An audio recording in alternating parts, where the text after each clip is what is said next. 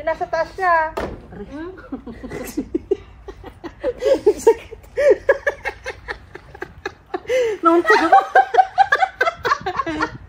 I got it for you. Okay, thank you. Ayun. Nakabili na tayo ng mga kahoy na gagawin natin doon sa may patio. Yes. So, $324 yung price niya lahat. Pabackup lang yung sasakyan, then ilo-load nila doon. Tutulungan tayo. Walang delivery ngayon kasi Sabado. So yun mga katoto, kukunin na natin yung ating order. Kung sino yung mga gustong magpagawa ng inyong deck, ng inyong pens dito sa Canada. So dito magkakaroon kayo ng idea. Hello! Hello! So kunin natin. Nandito po yung mga iba't ibang klase ng kahoy. Yung binili po ni Katoto ay treated kasi lalagay natin doon sa may patio. Para kahit umulan man o mag-snow, hindi ganon kadaling masira. So meron to mga depending mga kahoy. DIY po ang gagawin namin ni Katoto kasi masyadong mahal ang pagpapagawa. Kasi yung labor lang ng magpapagawa is talagang mahal. Kukunin natin yung mga kahoy. Talagay dito sa truck. Kasi walang delivery ngayon. Hello.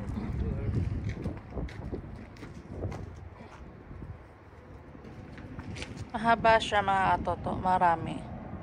Dito yan sa Dauphin Co-op. Ang ganda ng sikat ng araw. Put this up eh. Yeah, might be. Yeah. Ano yung nabili mo? Ilang kahoy? 30 na ano 30 pieces na 6 by 1 6 ito tapos 1 dito. Magkano ang isa? 5.25 yata yung presyo niya bata isang piraso. Tapos medyo may mahaba din 4 by 4 2 by 2 and yun yung mga yun para magawa natin yung patio doon. Yeah, so show namin sa inyo mamaya yung mga kahoy.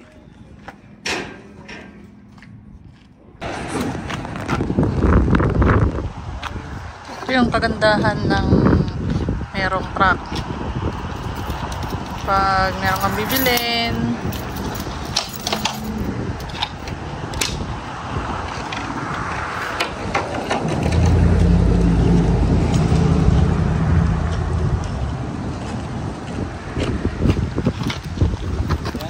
ng may truck.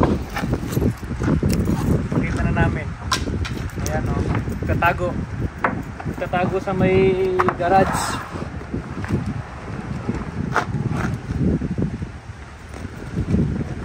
bilangin mo kung magkano ilang piraso.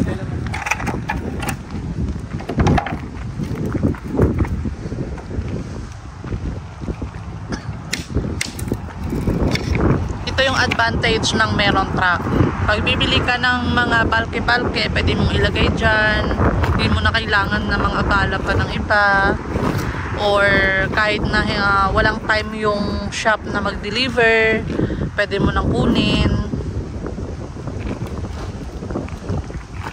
Ang disadvantage naman is yung mahal ang gas. Pero ang insurance, mura eh. No? Mas mura ang insurance, di ba? Mura yung insurance ng truck kaysa sa SUV. Saka sa kotse. So, ito yung ano, kagandahan kaya hindi namin mapakapakawalan si Butchokoy.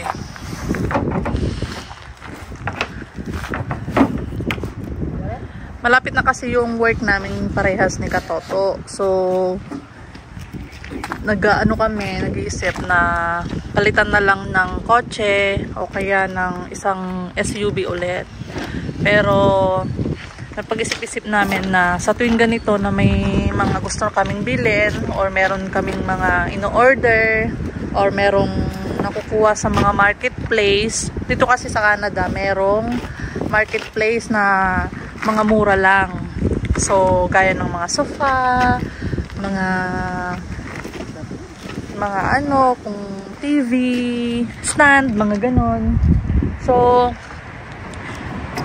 may paglalagyan tayo. Hindi na tayo kailangan na makiusap pa sa mga ibang tao para lang kunin. Yan. Kaya lang, kapag ganyan naman yung sasakyan mo, kailangan alam mo kung saan mo nilalagay yung susi mo. Kasi, yan si Katoto, hindi niya alam kung saan niya pinaglalagay. Kung hindi ko pa inaway-away, hindi pa niya talaga hahanapin yung susi niya. So, today nga is plano namin pumunta ng Winnipeg para sana magpagawa or umorder ng another susi. Kasi talagang hindi na mahanap. Pero, thanks God, okay, thank you. Pero thank you dahil nahanapan niya. Nakasiksik dun sa may couch ng garage. Nandun siya, pinakagilid. Yeah. Iniisip ko kung nasaan eh. Lagi na ako napapagalitan. Visit na ako. Gusto kong pumunta ng Ethelbert kasi may balak kaming ayusin doon yung anong tawag doon? Yung mat flooring ng maliit naming bahay kubo doon.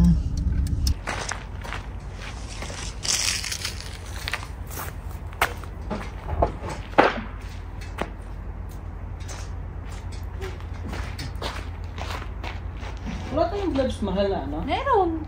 Hindi yung makapal, yung pang-winter na yung ano lang, yung manipis lang. Bakit kasi hindi ka kumuha pati siya? Hindi ka lang. What's up, yun? Isa.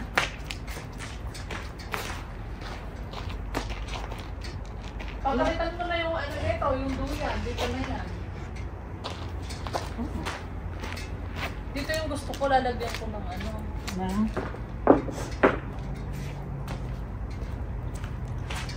Madidesign mo na siya nun. Ito. Dito lahat yan.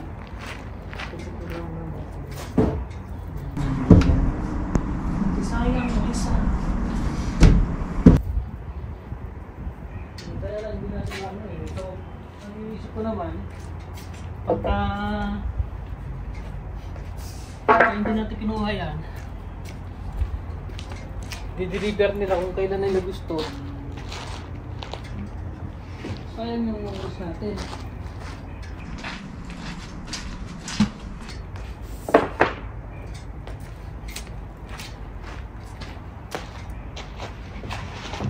Kuha ka ng dalawa-dalawa. Buhatin mo, bigay mo sa akin. Hindi, pero mo lang ako. Mabusitin lang ka na ako. Ayun lang ka. Ayun lang pantayan. Ayun ko lang ako tayo. Meron pang isa dyan sa loob, di ba? Oo, yun yung mga pagpuposte ko sa ano, mga bakod, ay mga pintuan. Meron pang ibang mga ano din eh. Kahoy eh. Oo mo na eh. Oo na tayo, harap. Medyo relax ka. Ay, anong bubisit pa eh. Ano? Binigyan na nga kita ng upuan, nag-visit pa ako.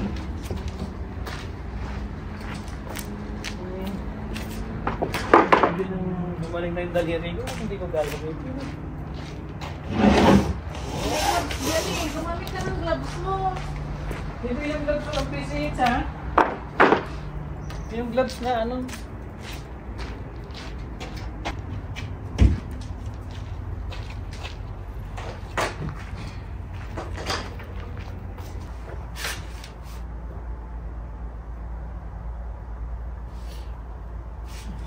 Hawakan mo nga. Hindi, hawakan mo. Itaas mo ng konti. Ayan, sige. Patong mo dun, sige. Ha? Nakatong na? Nakatong na? Tatong kayo. Ganyan siya na. Kulang yan nga yung ano ko. Kulang na. Sige, taas ka dyan. Kulang kasi siya eh. Yan, ganyan siguro.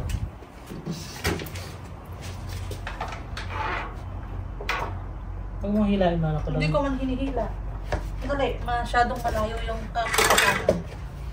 Ha?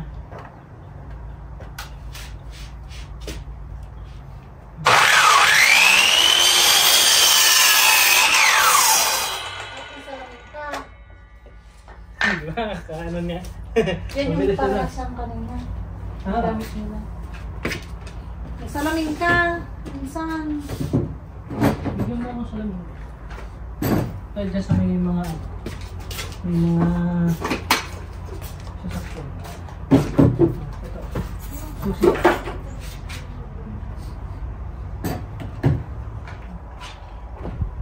Where are you?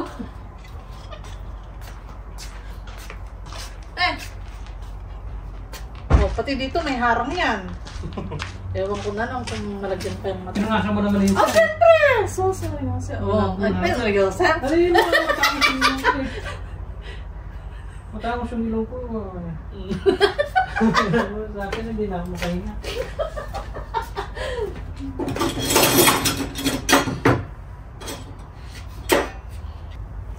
Ito kasi, meron na ito oh.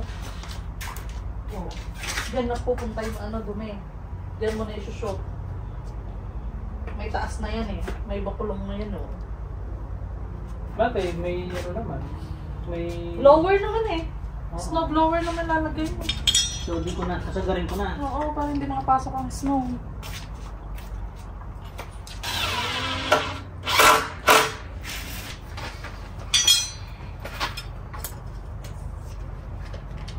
Sukat ba siya?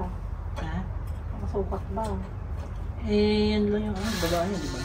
Eh, malay mo pala eh.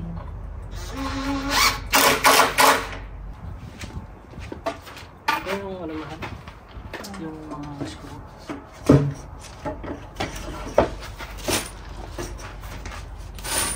Martilyo pala.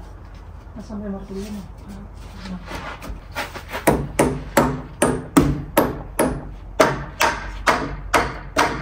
Hindi na na-shoot. Hindi na katama oh.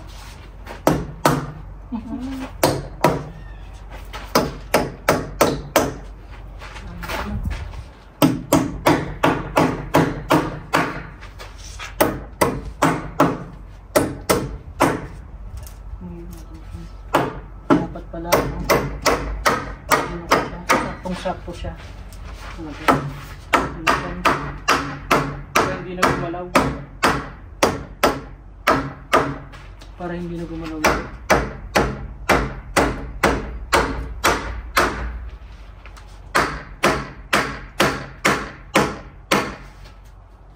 Hindi na pwede na yun, ano?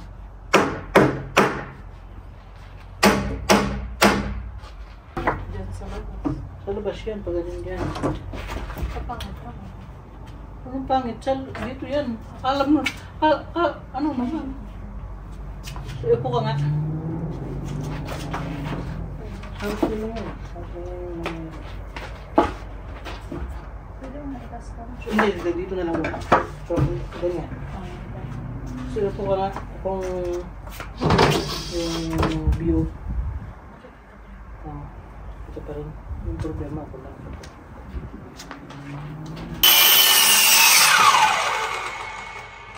Bilis. Unay.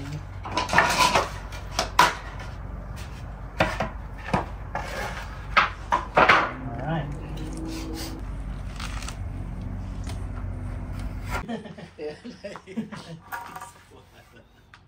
Wala. Dito lang ako nagaganto-ganito eh. Pilipinas, hindi naman eh. Andito kasi may pilitan ka. Ay, oo. Magbabayad ka dito. Malaki. Laki naman yan. Wala.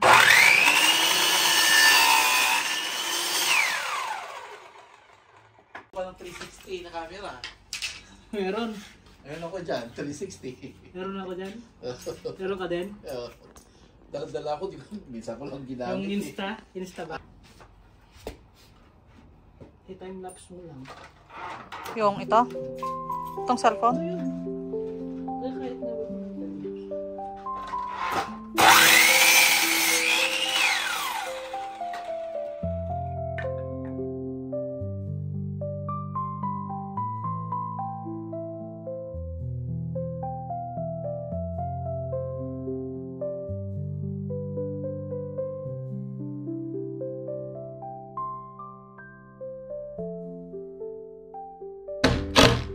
So magkano yung mga ganito? Magkano yung isang ganito? Parang point something yata. Okay. 0.85 yata. 185. Ang isa? Ang isa.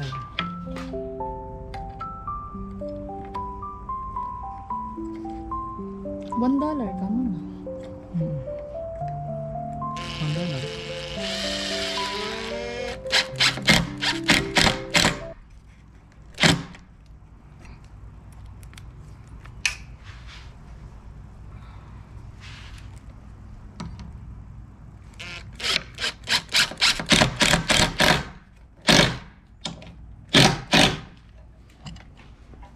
Dito pa rin.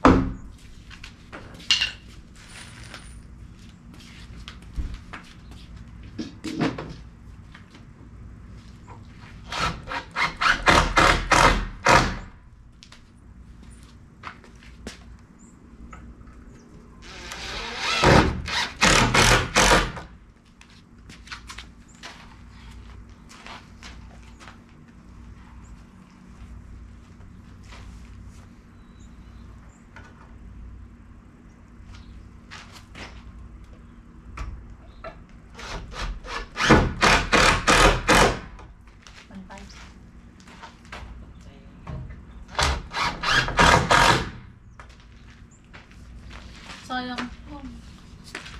Pag pinagdugtong-dugtong ito, saving pa.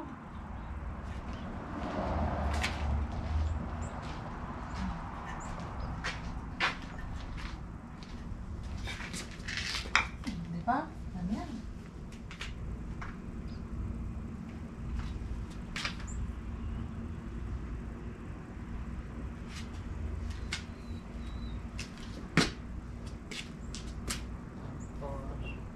Isipin mo na discarte natin habang hindi pa natin na ano yung Unahin mo, lagyan mo yung balagbag mo na. Yun yung gusto mo muna. Saka na yan. Para maisip mo kung ano yung magandang gawin yan. Kasi dito okay ka na eh. Wala ka na magagawa dyan, nakabit na eh. yung plano natin dito eh, no? Diyan po na yung gate mo. Yung gate, malaki yung gate dito. Lalakihan ko yan.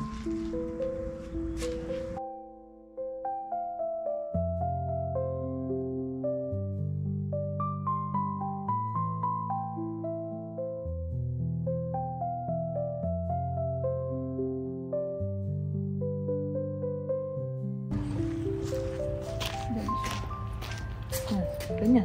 Ay, tusog mo doon. Hindi siya na. Hindi masyadong... Hintayin mo. Yan. Okay na siya? Wala akong ano eh. Wala akong Yun o, yung ano, yung... Hindi siya eh. Yang ano, yan pinagkatan mo. Ito? Oo. Hindi yan yung isa. Para may pagpatungan din. Oh, sa baba. Ay, hindi. Dito yan. Isagad mo sa taas niyan. Tingnan siya. I mean, dito sa baba, parang... Ganyan, ganyan lang yan. Yan.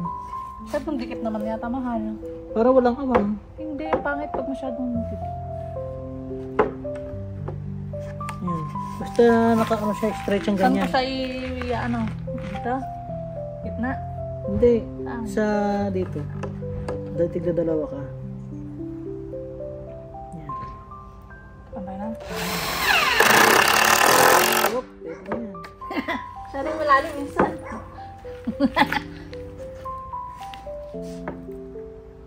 Wait lang. Sige. Dahan-dahan na, sige. Huwag tuloy-tuloy. Pag ganyan-ganyan lang. Pag ganyan-ganyan mo lang. Ting-ting. Yan. Yan. Sa baba mamaya na? Ba? Ganyan, sa baba. Tirahin mo na. Isa? Dalawa. Ba't kadain naman?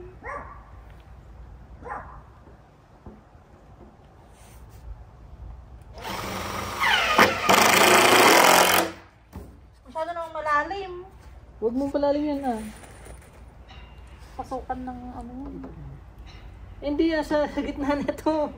Gitna lang dito yun. Gitna. Yun nandun na, di pantayin ko Gitna na. mo lang, gitna mo lang. Nasa taas siya.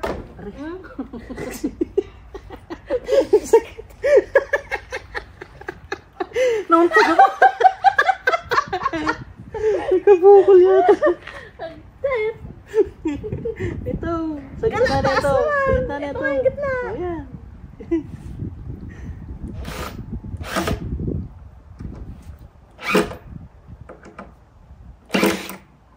Huwag mong dikdikin. Huwag mong dikdikin. Kaya huwag mong persahin na ano. Tapos ipantay mo. Yan. Yan. Sige. Oh. Tama na yan, masyadong malalim. Ito yan. Sumasok ko niya. Ito na yan. Ikaw na, ayoko na, pagod ako. Pagod ka na pala. Ayan mo. Ganyan lang yan.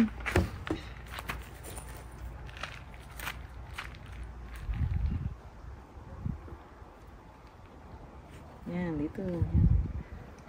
Yan.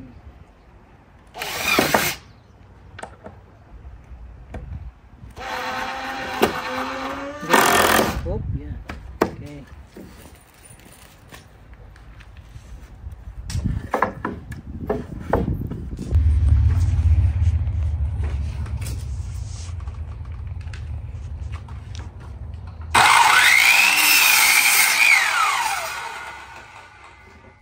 Bilis na.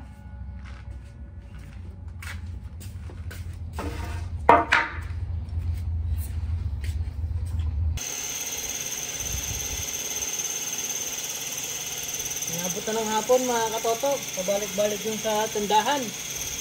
May hardware. Dami kong nakakalimutan bilhin. Pagka ko muna itong battery niya.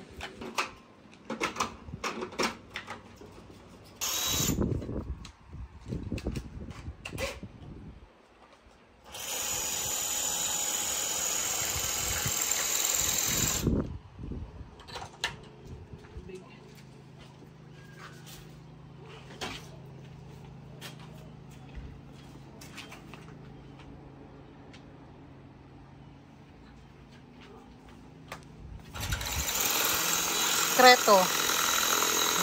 Ang sikreto para daw mabilis.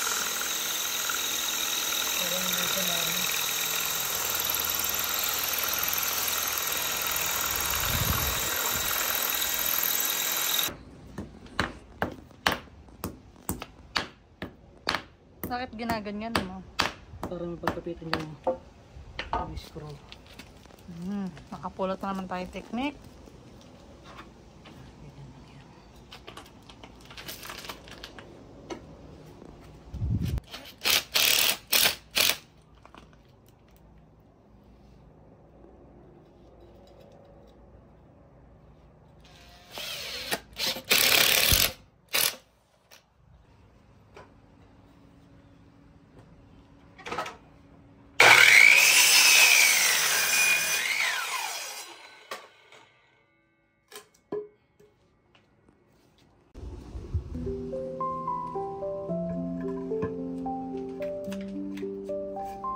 Kasya ba yung ito?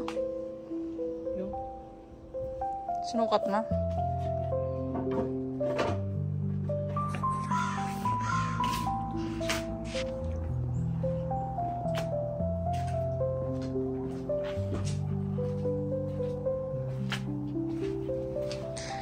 Medyo maganda-ganda na siyang tignan.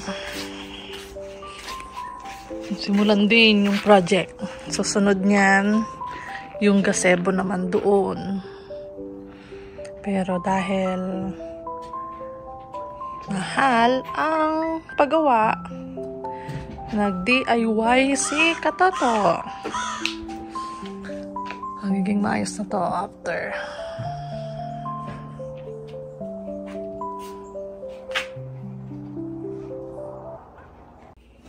So, ngayon naman ay gagawin niya yung gate. or yung pintuan nito. So, Katoto, anong kailangan sa paggawa ng pintuan? Kahoy. Kahoy yung kailangan. So, kailangan 4 na ganyang kalaki. Yung 4 na ganito. Ganyan, 4.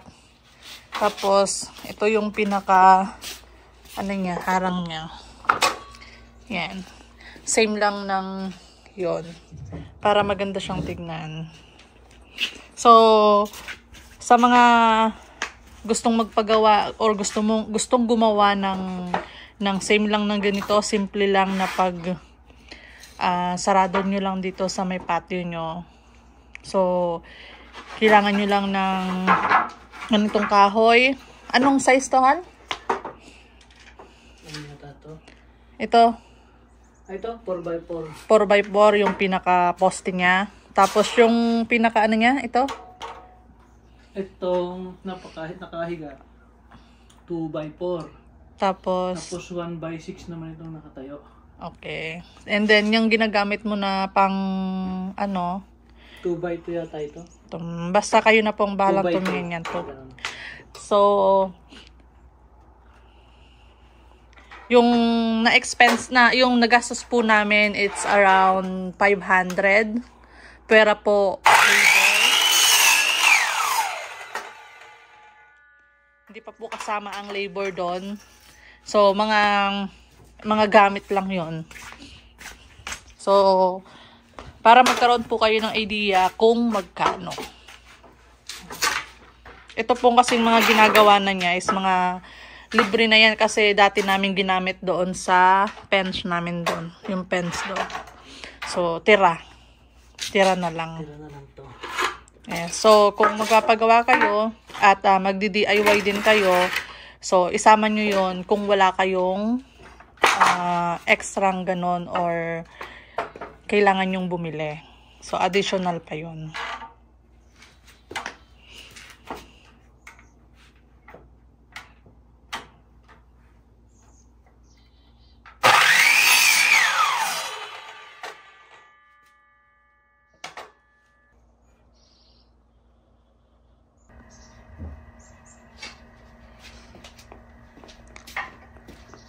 Dito sa Canada, kahit hindi ka marunong, talagang matututo kang gumawa. Mapipilitan ka kasi sa sobrang mahal ng labor dito. So, mas mahal pa dun sa mga gamit na bibilin. So, kesa bawat galaw mo is magbabayad ka, so, pwede na si Katoto. Si Katoto, pwedeng tubero, pwedeng electrician, karpentero, contractor.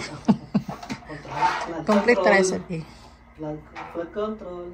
Flood control daw.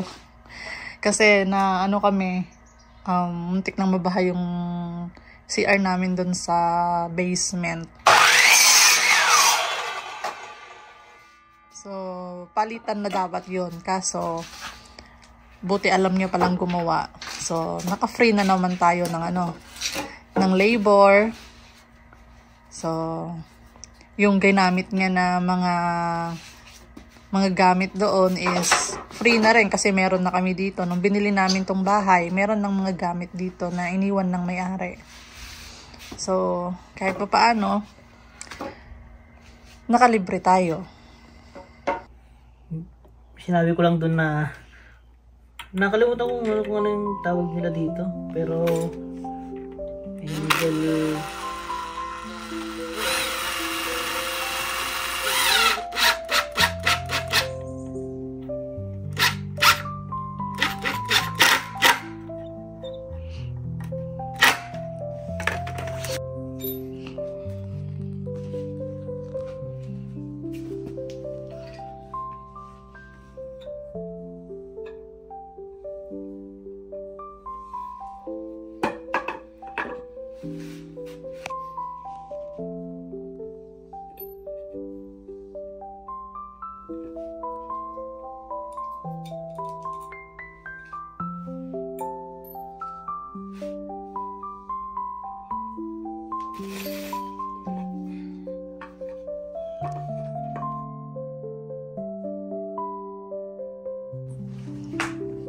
So mga katoto, tapos na yung gate niya.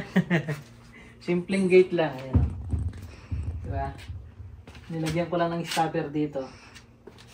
Ayan na siya. Diba? Okay na siyang tignan. Malinis na siyang tignan. Ito hindi treated ito.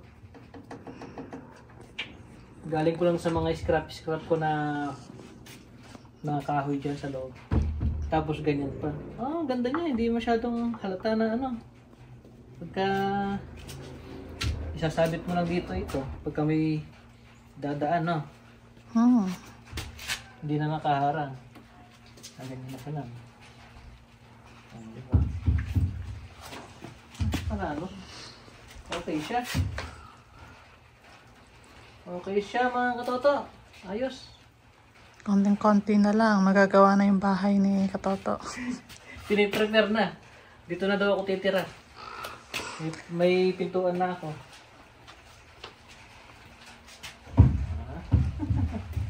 Ayos, ayos. Panalo. Tingnan natin yung ano. So, ang total lahat ng gastos mo ay? Kulang 500 yung total ng gastos namin. Para sa, ito para lang. Para sa ganito lang. Yan lang. Ito lang yung ginawa namin. Pero yung kahoy na yan? Ito, dati na ito. Oh, dati na ito. Isang kahoy lang yung isang poste lang yung binili ko yung sa gilid. Yun lang. Yun. Yan lang. Tapos lahat binili ko na. Tapos yung frame ng pintuan, dati na yan. So ito lang. Ito lang. Wala pang labor $100 na siya. Canadian dollar. Yes. Okay. Wala pa yung labor doon. Kung magpapagawa ka ng ganito sa mga kakilala, so magbabayad ka pa ng labor. So yung labor mo siguro, mga nasa 300 to 500. So ganyan lang. Di ba? Kaya maganda yung meron kang alam at paano marunong ka magganito para makatipid ka sa labor. Yes. Okay mga katoto. Maulan-ulan lang. Kahapon, nagsimula tayo ng mga alas 9 yun na. No. Hindi, alas 11. Alas 11. Tapos, hindi namin natapos to. Ito yung hindi namin natapos tong pintuan na to. Kasi pabalik-balik kami dun sa hardware. Marami kaming nakakalimutan. Nasarahan pa nga kami. Nag-ikot pa kami ng ibang hardware para makabili ng gagamitin na baka na ganito. Nagtitipid kasi ako. Nag-try ako na baka meron pa dyan. Sayang din. Pero ganun. So thank at least you. Okay na. Okay na mga katoto. Isa't kalahating araw na ginawa namin to. Okay na. Panalo. Nakatipid na naman si Commander.